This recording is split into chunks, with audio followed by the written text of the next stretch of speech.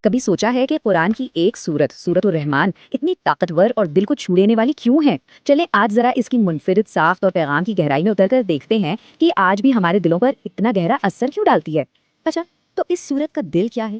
وہ ہے یہ ایک سوال۔ فَبِأَيِّ آلَاءِ رَبِّكُمَا تُكَذِّبَانِ، یہ آیت بار بار دہرائی جاتی ہے اور ہر بار یہ ہمیں گہرائی سے سوچنے پر مجبور کرتی ہے۔ یہ صرف ایک سوال نہیں ہے بلکہ یہ پوری سورت کو سمجھنے کی چابی ہے۔ چلیں شروع سے شروع کرتے ہیں۔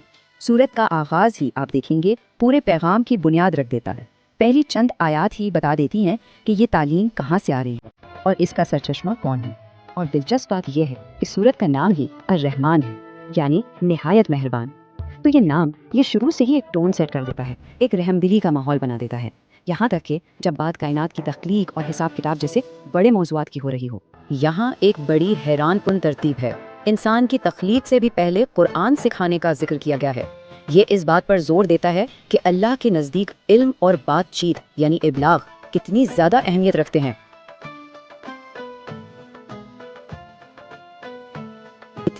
اہمیت رکھتے ہیں، اچھا اب آگے چلتے ہیں۔ اب دیکھتے ہیں کہ یہ سورت کیسے قدرتی دنیا کی مثالیں دے کر اپنی بات کو آگے بڑھاتی ہے اور انہیں نعمتوں کے طور پر پیش کرتی ہے۔ تو سب سے پہلے نظر دوڑائی جاتی ہے کائنات کی طرف، سورج اور چاند جو ایک بالکل پریسائز کیلکولیشن کے مطابق چل رہے ہیں۔ یہ کائناتی توازن، یہ آرڈر پہلی نعمت کے طور پر ہمارے سامنے رکھا گیا ہے۔ اور یہ جو توازن ہے نا، یہ صرف آسمانوں تک محدود نہیں ہے، اسی توازن اور انصاف کو کائنات کے تانے بانے میں بن دیا گیا ہے۔ اور یہ ایک طرح سے انسانی معاملات میں بھی انصاف قائم کرنے کا اشارہ ہے۔ اب ذرا کائنات کی وسعتوں سے ہٹ کر زمین پر آتے ہیں، اور کیا ہی کمال کا منظر دکھایا گیا ہے۔ دو سمندر جو آپس میں ملتے تو ہیں لیکن ان کا پانی ایک دوسرے میں گھلتا نہیں ہے۔ یہ قدرت کا ایک ایسا کرشمہ ہے جو ہمیں سوچنے پر مجبور کر دیتا ہے۔ اور بات صرف یہاں ختم نہیں ہوتی، یہ بھی بتایا گیا ہے کہ یہ قدرتی عجائبات کس طرح خوبصورتی اور قدر فراہم کرتے ہیں۔ یہ صرف قدرت کی نشانیاں نہیں ہیں بلکہ ان میں انسان کا فائدہ بھی رکھا گیا ہے۔ تو کائنات کی، زمین کی اتنی ساری نشانیاں دکھانے کے بعد اب یہ سوال سیدھا ہم سے پوچھا جاتا ہے۔ اب بات صرف مشاہدے کی نہیں رہی بلکہ اب یہ ایک ذاتی جواب دہی کا معاملہ بن گیا ہے۔ اور یہاں آ کر پوری صورت کا ٹون ایک دم بدل جاتا ہے۔ اب بات تخلیق کے عجائبات سے ہٹ کر موت اور جواب دہی کی تلخ حقیقت کی طرف مڑ جاتی ہے۔ یہ آیت ہمیں زندگی کی سب سے بڑی، سب سے کڑوی حقیقت یاد دلاتی ہے۔ ہر چیز نے ختم ہو جانا ہے، فنا ہو جانا ہے، صرف اللہ کی ذات ہے جو ہمیشہ باقی رہنے والی ہے۔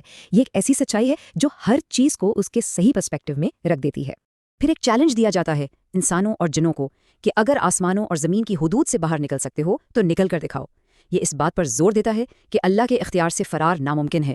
قیامت کے دن کا منظر، اس کے لیے جو الفاظ استعمال ہوئے ہیں وہ بہت طاقتور ہیں۔ آسمان کا پھٹنا اور تیل کی طرح گلابی ہو جانا، یہ وہ تصویریں ہیں جو ذہن میں بیٹھ جاتی ہیں اور ہمیں آنے والے وقت کی سنگینی کا احساس دلاتی ہیں۔ اور پھر وہی سوال، لیکن اس بار اس کا مطلب، اس کا کانٹیکسٹ بالکل الگ ہے۔ یہاں انصاف اور جواب دہی کو بھی ایک نعمت کے طور پر پیش کیا جا رہا ہے۔